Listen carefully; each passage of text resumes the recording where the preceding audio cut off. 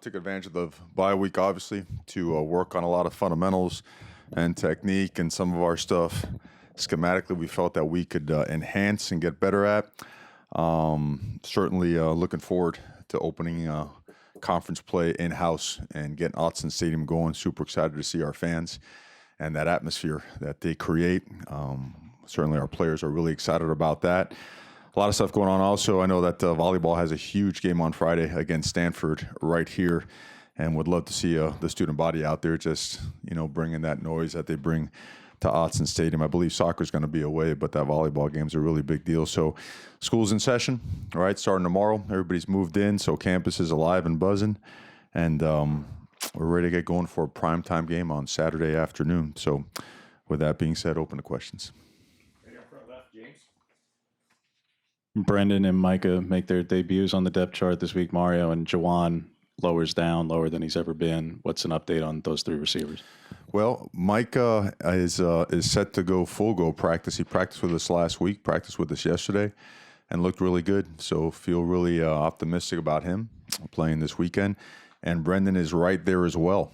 I think both those guys, as long as they continue to progress throughout the course of the week, we feel they have a really good chance of playing. Because Jawan's has lingered for a while, I'm a little bit more cautious to say that he will be ready. That being said, there has been significant process in his healing process as well. So I guess so the best way to posture that on that organizational chart is at least it gives an indication where we're working our way there, and a couple guys are a little bit ahead of the other one. Right here on the right, Ryan. Mario, I was curious, what is your reaction to the new California law, proposed law in 2023 to allow players to benefit from their likeness? Mm-hmm. Well, I certainly believe that in any way that we could help the student athletes, and I think it's our obligation, our responsibility. We certainly do a lot for them here, and I know what it's like. I've been there, I don't know enough about what the rules are, what the format is for that. I'm all for making sure that we maximize what they can benefit from or how they can benefit. I would have to have like a format and a blueprint of exactly what all those recent, information that has been put together regarding that to get a better feel for exactly what it is they're saying. So part of my ignorance, I just haven't taken a deep dive into that. I guess a few other guys, just from an injury perspective. Lance Willhoit was someone you said you thought might be back around the same times as these guys, and then Austin Falu and Cyrus Abibilikio were. Yeah, Cyrus is full go now. He practiced yesterday and looked really good. Lance and J.R. Waters are both getting closer to playing. I thought Lance looked pretty good yesterday, running around. We just don't have him doing all the practice. I would say the real physical stuff that would be more demanding, on his legs. And Austin had a good week. I know he played sparingly last game. We don't see him having a significant injury, but just got tweaked up and banged up a little bit. He's progressing well, so we expect to have him for this week as well. Here on the left, James. Can you speak to Cal's defense, Mario, where obviously their secondary is widely regarded as one of the best in the league? Certainly you have a tremendous defense with a great secondary of your own, but between Weaver and, not to discredit anybody else in their front seven, but Weaver and their back 4 or 5, it's a pretty loaded unit. What do you see from that secondary in particular on tape? Well, I think you got to credit the entire defense. I mean, I think those guys up front do a tremendous job, not only with gap control, but also when they get into their 4-down stuff, penetrating. They certainly collapsed the pocket, did a great job of that last week, and really just about took over the game. So, but they're so multiple on defense. I mean, you'll see an odd front, you'll see a 4-down front. They'll cloud the coverage to the field, to the boundary. They'll play some of their quarter stuff and quarter half. I mean, they're very they make it difficult on the quarterback with the pictures that they present. And then they have really good personnel. They can play man coverage. They can play press man, catch man. They match coverages really well. And I'll tell you what, there's a good amount, a significant amount of different pressures that also make it difficult for other teams to block them. So it's really impressive. They're hard-nosed, they're tough, they're disciplined. They're also very talented. I think that gets lost a little bit. People just say, well, they're tough, and they're really, really talented, and they're coached really well. They got a great team. And because of Cal's defense, how important is it for a quick start, like the games you guys have had so far in the first half, outscoring opponents and stuff like that? I think it's always important inside a conference play, especially when you're at home, to have that opportunity to start fast and sustain and finish. I think you're seeing a lot of conference games that go a lot of different ways, right? You see fast starts, then you see some teams that maybe don't finish as well or kind of get in a rut in the middle.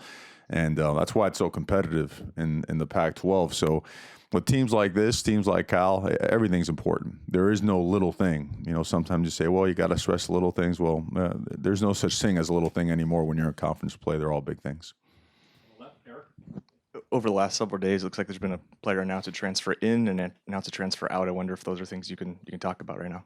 Well, the only thing I could really comment on is J.J. Tucker is handling some personal issues. There is no guarantee he'll be on the team or off the team yet, and I'll keep it posted with any information regarding that.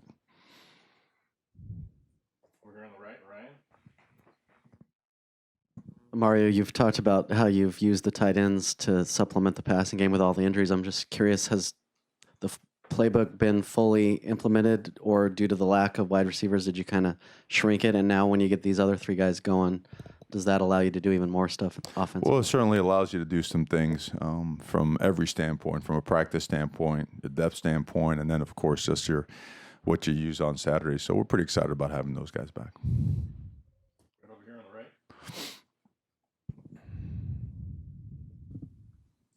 Mario, how do you feel about how much does the bye week help your team? And also, how do you feel about the new system, which allows you guys to have 2 bye weeks through the whole season? I like it. I really do. I think there's the ability to heal up, the ability to kind of just stop for a second, see where you're at, reassess, develop more guys. I think it's critical. I really do. It's a great format. It's a great format and something that we've taken full advantage of. And you got to have that balance. You got to have the balance where you are working, you are remaining sharp, or you're sharpening, your tools and getting better. But you certainly don't want to take on the pounding of a game week, right? Because that's the benefit of a bye week. You're going to be able to get some guys back and maybe spare yourself from few extra collisions that you would have. So no, I'm a big fan of it. And you know what? We take a lot of pride in studying how to use the bye week, because we use it not only for football purposes. Us not starting school till this week, we used it also for developmental, like personal and professional development purposes, and got those guys out, different site visits and networking opportunities throughout town and in Portland. Had some guest speakers in town. So, it's almost like camp, right? Where you have them all to yourself and you have a tremendous opportunity to help these guys grow from the inside out. So I'm greedy like that. I'd take any bye week that you can have as often as possible. Returning a couple guys at receiver this week. Did Spencer Webb and Dawood Davis, do those guys stay at receiver? Do you move them around a little bit, or kind of what's the plan for them? Well, that's a good question. And Spencer Webb has done a really good job and has made some big plays. And Dawood has stepped in and done a great job. And both of them have been unselfish players, right? Because Spencer was playing tight end, Dawood was playing some corner, and they were on their way to being productive at those spots as well. So we're going to see how tomorrow goes. There's still some unknowns now, that comes with the week. And as we get into it and we feel pretty optimistic about it, may there be some moves? There might. And if there is, we'll certainly get that to you so you have that information. Right here in the front, James. With Juwan, Mario, because there's been players across the country who are perfectly healthy who have already elected to use the 4-game redshirt rule to their benefit. I realize he's a grad transfer, and this was never part of his plan or thought process. Mm-hmm.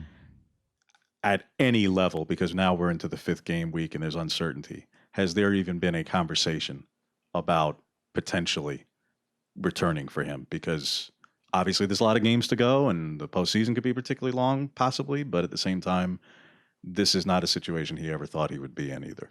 All focus is on playing right now. No conversations about redshirting. Right here in the middle. With Cal quarterback Chase Garber's out, how does that change your game plan for this week? Well, number one, we don't know who's going to be in or who's going to be out. Maybe they've made an announcement or not. I don't know. I know that they're talented. I know that in their last 2 games, they've made a significant amount of plays in the passing game.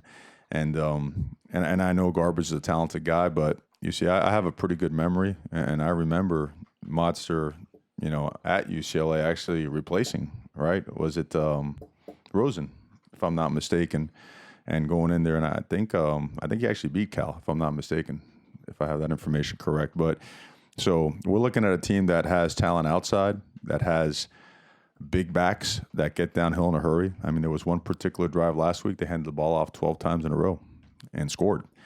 Talented offensive line that gets after you. And a brilliant offensive coordinator that knows how to move the football. So you have to prepare for, both kinds of quarterbacks, and we have enough film on both of them to feel comfortable in preparing for them. When you were watching the game, whether it was Friday night or Saturday with them, stylistically, because that game did not look to a lot of people like a Pac-12 game traditionally has looked, a lot more wide open, but that was very much a traditional and hard-nosed and philosophically, quite frankly, a lot of things that you preach. How much did you, as just a objective third party, enjoy? You got to play both teams. Just enjoy what they were doing. Were you fond of the way that those two teams were playing, both of them? Well, I think in general, I think when you watch the Pac-12, that's what you're seeing now. You're seeing the quality of play, the caliber of athlete and recruit coming into the conference. It's just becoming more physical, much more competitive. I mean, how many games are coming down to that last quarter, the last drive? It's becoming commonplace, right? So, but I enjoyed watching the game. Certainly those guys, they got after each other now. I mean, you watch the line of scrimmage, both teams ran the ball hard. Both teams tackled well, made some big plays, and again, coming all the way down to the end. So, like we all know, every single week, inside of conference play is going to be, the equivalent of a playoff game.